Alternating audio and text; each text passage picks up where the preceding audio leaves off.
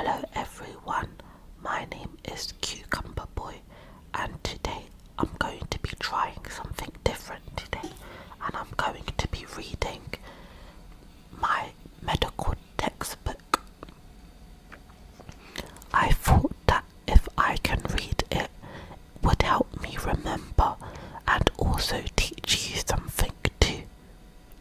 Let me know if I should continue this or if you have any other suggestions that I should do, then tell me in the comments below. So, the menstrual cycle lasts typically between 21 and 35 days, with an average of 45 days of bleeding each month. Menstruation, the first 1 to 4 days, is falling progesterone levels as a result in endometrial shedding.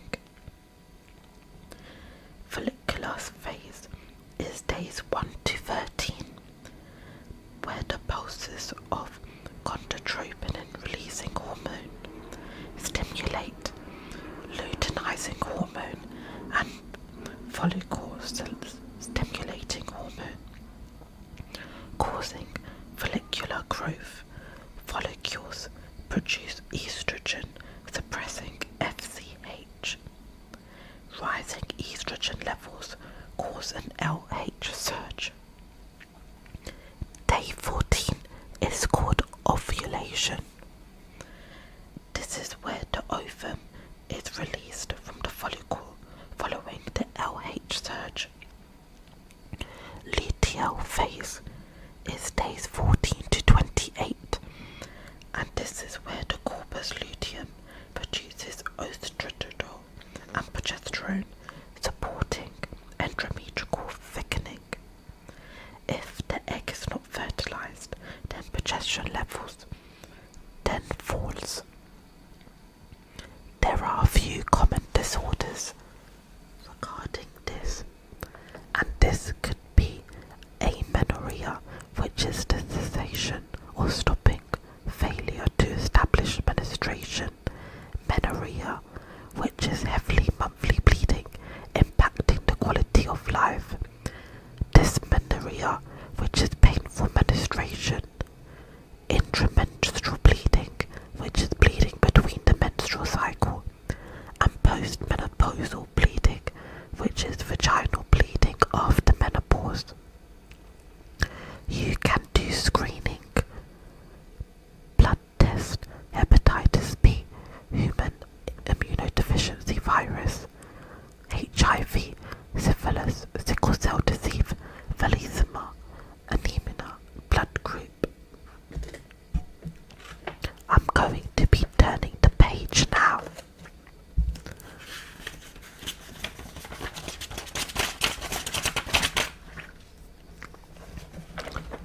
You can also do a dating scan at around 10 to 13 weeks to achieve accurate dating based on the ground to ramp length. Combined screening at 10 to 13 weeks can be used to calculate the risk of fetuses having Down syndrome, Edwards syndrome, or Petus syndrome. You measure the neutral thickness serum, beta human chronic gonadotropin, and pregnancy-associated plasma protein to generate a risk score. A risk score of more than 1 in 150, then the patient is offered either chronic villus sampling at 11 to 14 weeks or amniocentesis after week 15 to identify if the chromosomal abnormalities are present. Quadruple screening at 14 to 17 weeks may be performed if combined screening was not possible.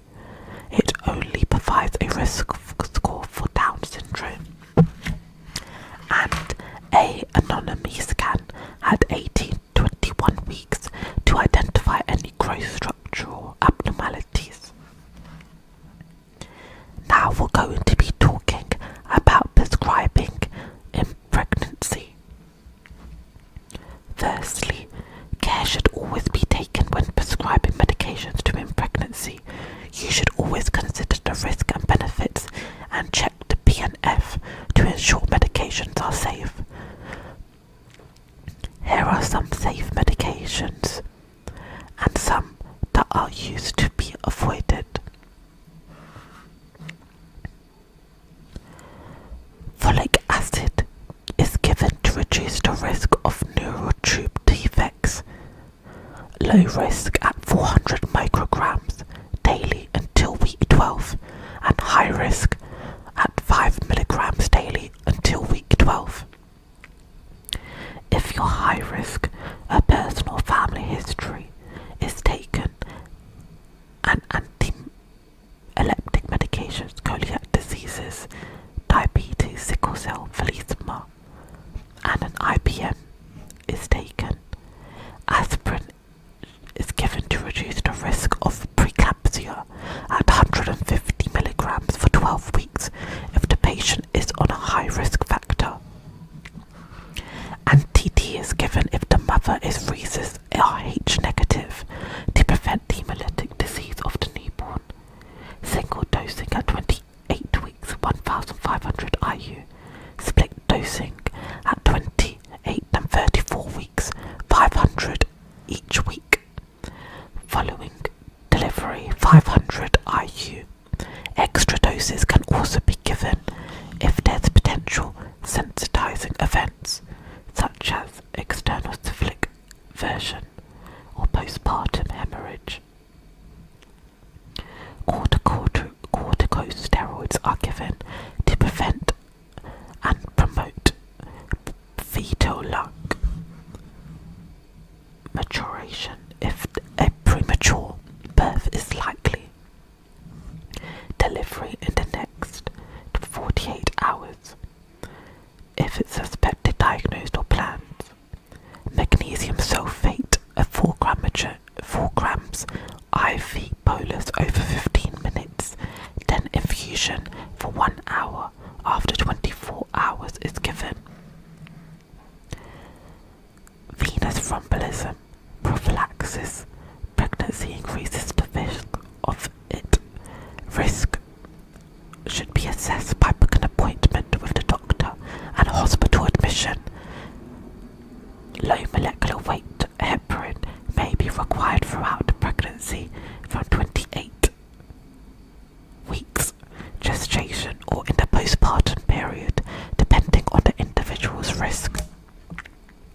Risk factors can include a previous venous thromboembolism, thrombolysis, medical comorbidities such as obesity, being more than 35 years old, poverty, smoking, having varicose veins, preeclampsia, immobility, family history of multiple pregnancies, lower segment cesarean section, and any operations in the peripheral blood. So that is all for now. I hope you enjoyed it and that you learned something. If you did or you want me to do more of these medical ones, then let me know in the comments below. Also, I've got another one where I did a scary Reddit one, and let me know if you like that one.